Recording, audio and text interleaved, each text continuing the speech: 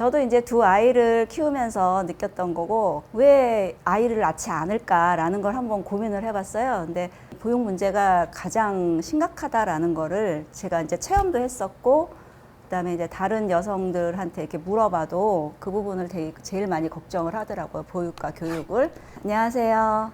두 아이를 키우는 평범한 가정주부에서 어쩌다 정치를 하게 된 파주똑순이 손희정 도의원입니다. 반갑습니다.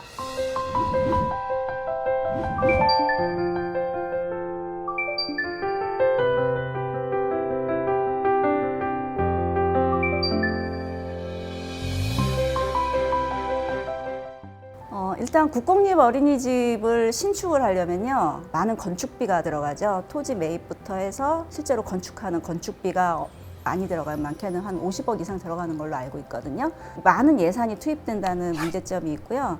두 번째는 이렇게 국공립을 만들어도 실제로는 이제 지방 정부에서 직접 운영을 하는 게 국공립의 진정한 의미잖아요. 근데 실제로는 그렇게 운영하는 데가 거의 없어요.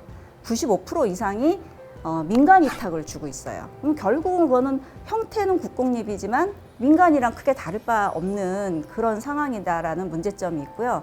또 하나는 이렇게 국공립이 대대적으로 이렇게 만들어짐으로써 기존에 이제 민간 어린이집 운영하고 있던 분들이 아이가 없어서 워낙 감소하는 것뿐만 아니라 국공립하고도 경쟁을 해야 되는 공룡하고 경쟁을 해야 되기 때문에 공공이 민간을 침해하는 이런 한 3가지 문제점이 저는 있다라고 생각을 합니다.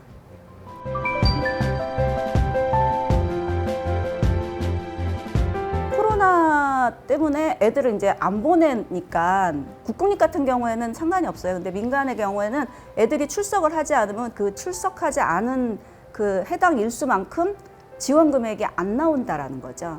근데 교사 인건비는 애들이 출석을 안 한다고 교사 인건비를 안 줄 수가 없잖아요. 네, 그런 문제, 그러니까 인건비는 계속 고정비로 나가야 하는데 애들에 대한 어떤 그 보육비는 그 변동비 형식으로 들어오는 거죠. 애들이 출석을 안 하면 그만큼 그러니까 20일 출석해야 되는데 10일만 출석을 하면은 10일치만 나오는 거예요, 보육비가. 근데 교사 교육비는 한 달치를 줘야 되니까 교사 인건비는 그런 문제가 가장 심각하다고 볼 수 있습니다. 지금 상황에서 이제 국공립은 계속 어떻게든 만들어 갈 것이고, 그리고 이제 그러면은 민간이나 가정 어린이집은 계속 문을 닫을 것이고, 그러다 보면은 이 포스트 코로나 시대가 언젠가는 또 올 거라고요. 마스크 벗고 전면 등교하는 날이 올 건데, 그럴 때 되면은 오히려 이제 학부모 입장에서 보낼 어린이집이 없는 상황이 발생할 수도 있는 거예요. 국공립을 아무리 만든다고 해봐야 국공립이 그 보육하는 인원을 따라갈 수가 없어요. 지금 현재 국공립 이용률이 경기도가 한 20% 정도 되는 걸로 알고 있거든요. 그래서 문재인 정부의 대선 공약이 40%인데 지금 임기 말인데도 아직 반 정도밖에 못 하고 있어요. 그래서 그런 걸로 볼 때 국공립을 아무리 1년 동안 많이 만들어봐야 그 보육 수요를 감당을 못 하거든요. 근데 민간 어린이집은 다 문을 닫은 상태란 말이에요. 코로나 때문에. 그러면은 포스트 코로나 시대에 보육이 이제 완전히 무너져 내릴 거란 말이에요. 그래서 그런 부분들을 조금이라도 미연에 방지하고자 미리미리 이런 정책들을, 좋은 정책들을 만들어서 시험 적용이라도 좀 해봤으면 좋겠다라는 생각입니다.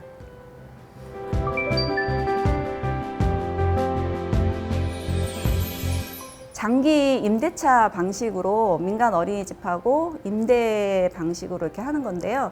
지금도 하고는 있어요. 국가에서 하고는 있는데 경기도는 뭐 1년에 뭐 1개, 2개 정도밖에 안 되고 있어요. 그래서 방식은 뭐냐면은 기존에 있는 민간 어린이집하고 국가나 지방정부하고 임대차 계약을 하는 거죠. 근데 뭐 유상이 아니라 무상 임대차 계약을 하고 그다음에 국가는 이 어린이집에다가 국공립 수준의 뭐 인건비라든가 뭐 시설이라든가 이런 지원을 해주는 거예요. 그리고 이제 국공립의 체계에 맞게끔 이제 어린이집을 민간인이 운영을 하는 것이죠. 근데 요거에 대한 장점으로는 일단은 대규모 건축비가 안 들어가는 건축 예산을 절감할 수 있고요. 그다음에 어차피 국공립을 짓고 민간 위탁을 하는 거랑 크게 방식이 다르지 않다라는 거죠. 네, 그리고 이제 3번째가 뭐냐면 공공이 민간 영역을 침해하는 부분을 어느 정도 해소를 할 수가 있어요. 그러면은 자연스럽게 국공립의 이용률 수준도 높일 수 있고 그러면서 이제 다른 어떤 부작용들을 좀 줄일 수 있는 그런 방법이라고 생각을 합니다. 일반적으로 그냥 국공립 그냥 만들어가지고 그냥 무조건 이렇게 시행을 하면은 민간 어린이집은 나의 영업권을 침해당하는 거 아닌가 불안해 하거든요. 왜냐하면 원화 모집이 워낙 안 되니까. 그런데 나하고 국가하고 계약을 해서 우리 어린이집이 국공립화 된다라면은 원장님들이 좋게 생각할 수도 있고 그다음에 학부모님들한테도 좋고 그렇기 때문에 이런 절충 방안을 모색해야지 그 일방적인 국공립 그냥 무조건 지어서 무조건 크게 확대한다 이런 방식은 조금 저는 아니라고 생각합니다.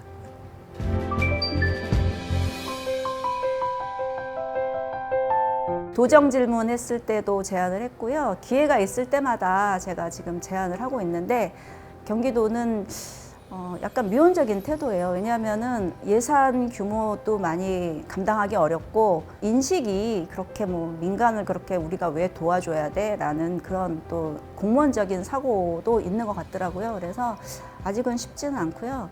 일단은 시범 사업이라도 좀 해보자라고 계속 주장을 하고 있고 더불어민주당 교섭단체 정책을 제안하는 그 제안하는데도 거기도 제안을 했고요. 각종 정책 제안하는 그런 그 대회 같은 게 있어 공모나 대회 그런 데마다 저는 계속 넣고 있습니다.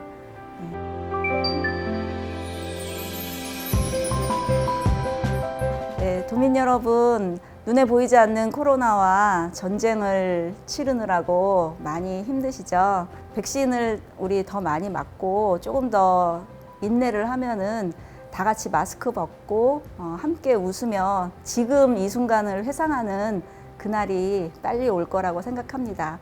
도민 여러분 힘내시고요. 파주 똑순이 손희정 도의원도 여러분 곁에서 같이 함께 울고 웃는 그런 도민들과 함께하는 정치인이 되는데 계속해서 매진하겠습니다.